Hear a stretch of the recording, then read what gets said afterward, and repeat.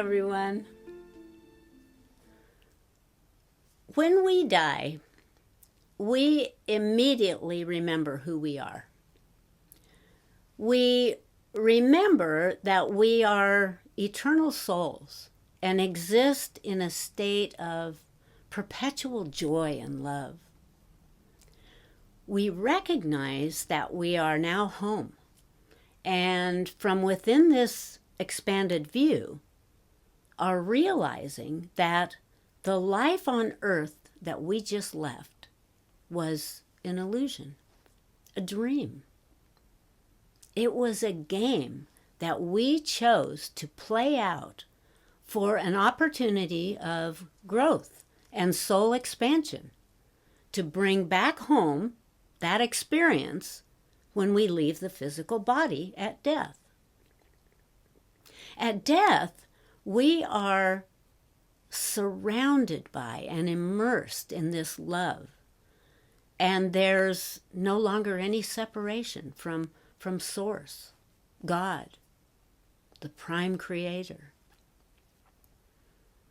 From within this new perspective, we see it all and are amazed that we could have ever believed that the life we just came from was a tangible material experience we believed it to be, and can now identify it all as the dream it truly was. It was all just a game, a play of consciousness, a great thought, an idea. All those fears, all that suffering were only beliefs built into the game that we chose to dream. We believed that we were separate beings. Yet, even when we awakened to the truth of oneness, we were still captured by the illusion. And now that we're home, that life we just left quickly begins to fade away, just like any other dream, as we remember our true life and who we really are, a great energetic consciousness, one with Source and all other beings in the universe. We're elated as we recall that we are infinite and will never die, no matter how many lifetimes we choose to live. The body dies, and the consciousness goes on. And all those loved ones who died and we thought were lost to us are still vital and alive and more available to us now than they ever were in the physical. We remember how we made a plan. We formed agreements with other souls who chose their roles within our own life plan. The human earth game is chosen by those who come from realms beyond and outside of the imposed earth matrix.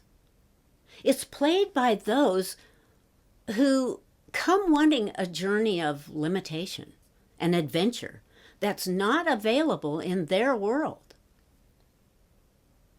There are rules to this game. For example, you won't be able to fly. You'll have no memory of who you are or any past lives. Your body will age and become old and feeble. And you'll need to eat just to stay alive. And your fragile little human suit could easily get hurt or even die. This physical body will have enormous limitations and must be constantly attended to stay healthy. And you'll have a physical brain, which actually is a dampening agent that helps keep your thoughts tied to earth. And you'll be in a soup of negative beliefs and thoughts called the collective consciousness. It's a place of heavy densities and extremes where evil cruelties can be numerous and are often chosen for the sensations of pain or suffering, as well as the other extreme of pleasures, happiness, love, sex, food, and drink. And once you're in the game, you'll be unable to leave until the chosen exit put within your life plan has been reached. And most importantly, you won't realize that you were the creator of every moment within this game, and that in truth, you are a powerful godlike being who, if understood and believed, could turn this game into a paradise or a hell. So, what would be an example of a script one might choose to compose for their Earth game? Well, how about a girl born into a poor section of a large city in the U.S.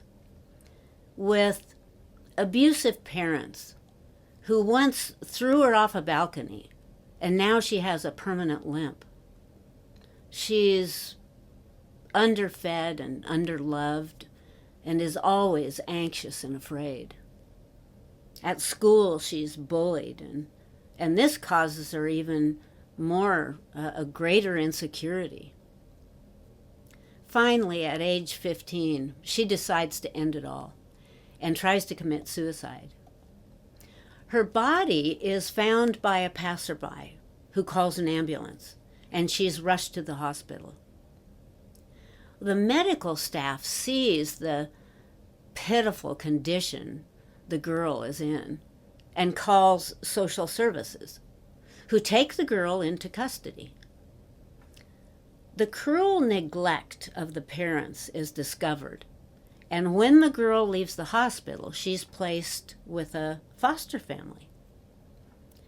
The family feels so much sadness for what this girl has obviously gone through, and they form a deep love for her, finally adopting her. Now she's cared for and responds to all the love from these wonderful parents. And once her health is restored, she begins a new school and develops lasting and meaningful relationships. Her injured leg has been restored to health. And when the girl graduates high school, she gets accepted at a prestigious university where she meets the love of her life. They get married and end up having 2 children, a nice house and a big yard, and a dog and 2 cats. The children grow and life moves on. Not long after both kids have left home, one day she discovers that her wonderful husband has developed an aggressive cancer and dies before the year is out.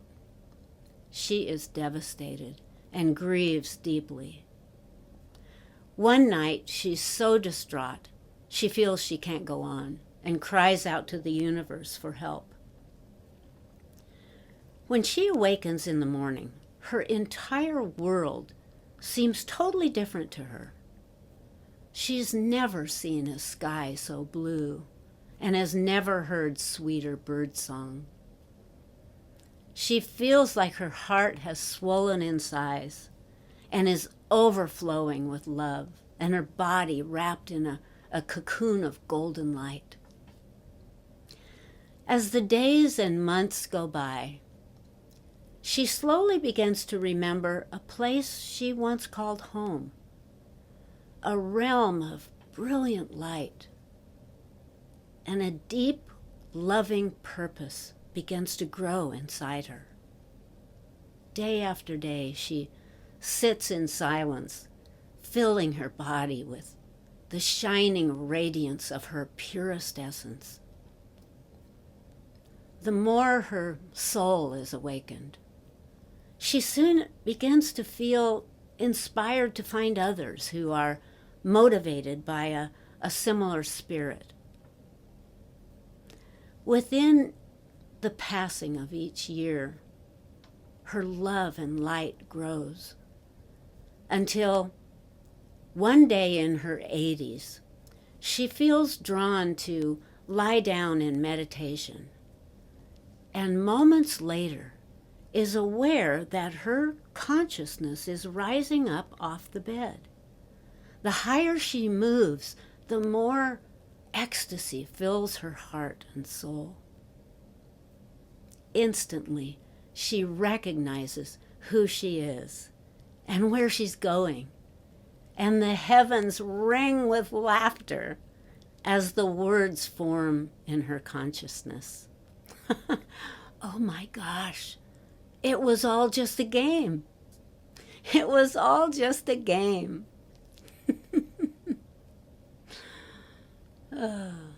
Throughout this earthly existence, your higher self is watching you, its representation, its avatar, reacting to your life and all those obstacles purposely put in your way for you to deal with and overcome. Your human body is a vehicle that allows the real you, your interdimensional self, to roam the earth and have physical adventures. It's like a movie with you as the main character. And the choices you make during this movie are not judged as good or bad, any more than the choices made by your computer game avatar are judged. With each choice, there's a learning, and this wisdom will be available next time the player decides to play the game. This time, I will avoid going down those stairs where I was killed last time. Or this time, I'll take a different route. So, why was this Earth game set up, and by whom? Well, it wasn't always like this. It began very differently and was allowed to evolve into the present. For millennia, there has been a continuing battle for control of planet Earth and its humanity, with more than one ET race delegating themselves as owners. And this warring has caused huge amounts of turmoil and suffering for those on the surface, caught in the crossfire, from before the time of Atlantis and Lemuria, on into the wars, the Vietnam War and beyond, with horrific results that you'll probably never hear about on mainstream news. As Dolores Cannon says, the Earth game has evolved through the levels from easier to harder and is now set at the most intense and difficult level. So it is necessary for those choosing to come to Earth at this time to be the strongest and most courageous of souls. Discussing this this pre-planned self-made movie / game, you could say that the Earth is the environment, or one element of the entire mise-en-scène of your movie or game, in which the creator and director, you, will develop, placing the props, the graphics to be used in your particular game, to create a mood, an ambiance, the location setting, the era or timeline, the costumes and characters. These are all planned out and built into the landscape, creating the atmosphere your avatar will come into. The point in history, the family status or state of living, position, circumstance, physical and mental health, and characteristics. And this, your movie or game, can and will interact with other characters, avatars, within their own game, yet happening in the same space as your own, but maybe with extremely different ideas and circumstances. And all of this adds to the fact that two or more people can exist in the same space on the planet, yet see their world as very different from another. This is because although they may be both characters within the same or similar location, they may have very different roles, therefore different lifestyle, attitudes, emotions, perceptions about that place and the lives they're living. One illustration of this is the variety of ideas and opinions one might find on YouTube, for example. And remember, the algorithm is feeding those videos to you based on your viewing interest. As I've mentioned in previous videos, there's an entire segment of starseeds professing that the planet is a soul trap, controlled and driven by evil extraterrestrial psychopaths. And yet another segment of starseeds who center more around the positive characteristics of love, altruism, and ascension. Yet all these people live on the same planet during the same time frame, but most importantly, not on the same timeline. This is because they have created a game within the same location specifically designed for what they hope to learn and accomplish during their lifetime. This is why two or more individuals can be sitting at the same table discussing a subject, and all of them see this topic from within their own distinctive backdrop, which has formed their impressions and differing views. Why do I say different timeline? Because each of these individuals has a separate individual frequency, which places them within a timeline of that oscillating signal, identifying them as who they are. So, once we conclude that this human life is a game, dreamed by our higher self, what does this or can this mean to us? Does it mean that because it's not as physical and tangible as we thought it was, that it means that it's not as significant as we believed it to be? Does it mean that now nothing has any value or means anything? I mean, if it's not real, why should I bother doing anything? Does it mean that all my plans for life are now just inconsequential? So why bother? Well, I sure don't see it this way. The way I see it, and this is just my own interpretation, but knowing this is our freedom. It doesn't matter if the life we're living is material or is a hologram. It's the experience we're having that is important. It's real to us, and that's all that matters. Everything we feel and touch in this life is completely real to our senses. Therefore, just as significant as if it were solid and concrete, because the experience is the same. And that's all that really matters, is what we gain from it. You know, for me, life in this reality is more like a waking dream than a game.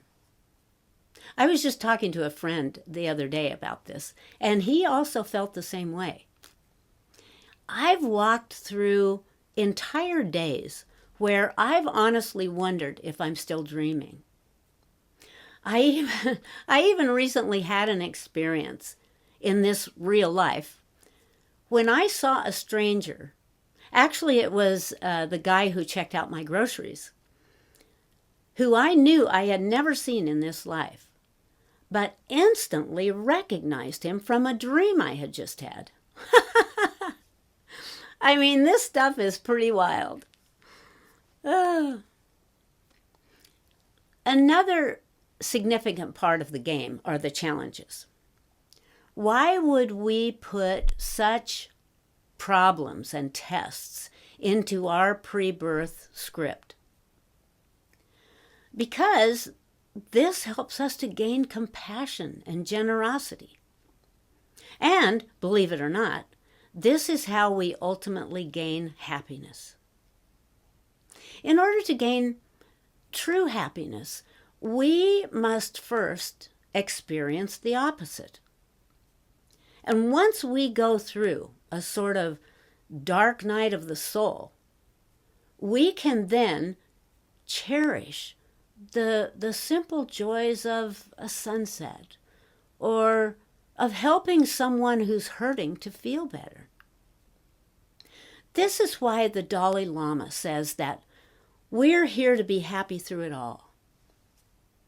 We've all heard those who have the most peaceful lives express the wisdom of not taking life too seriously. Hey, this is how we live to be a happy 120 years old.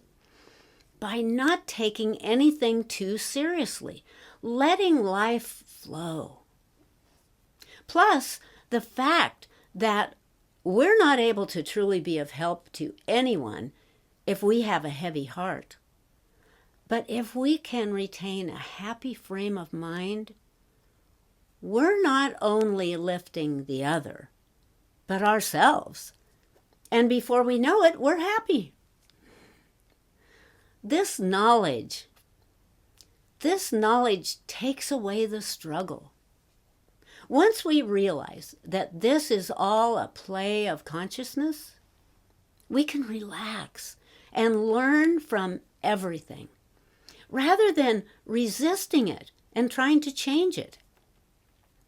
Once we see the game for what it is, we're free to experience all events without labeling them as good or bad or right or wrong. It's just the way the game was designed, and all we have to do is play through. So, this is why we come here, to romp through a world of the senses. This is how we grow our soul. We create an exciting game and jump into a human body and play it all out. Then bring everything we learned from it and all the wisdom we gained back with us. And it becomes a part of our soul, our integrated self. With this knowledge, the fear of dying goes away.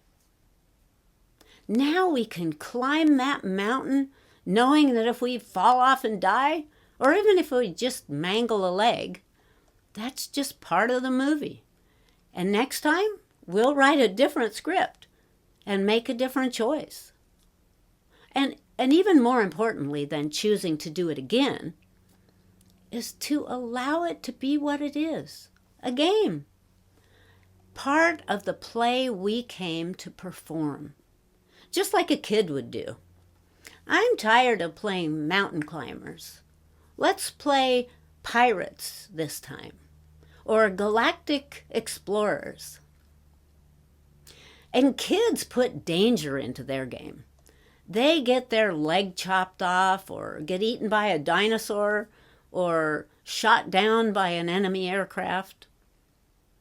And when we watch an exciting movie, we know the characters who get killed in the movie aren't actually dead, because we know the movie isn't real. It's just entertainment. Well, this is exactly what our lives really are, and one of the main reasons we come here.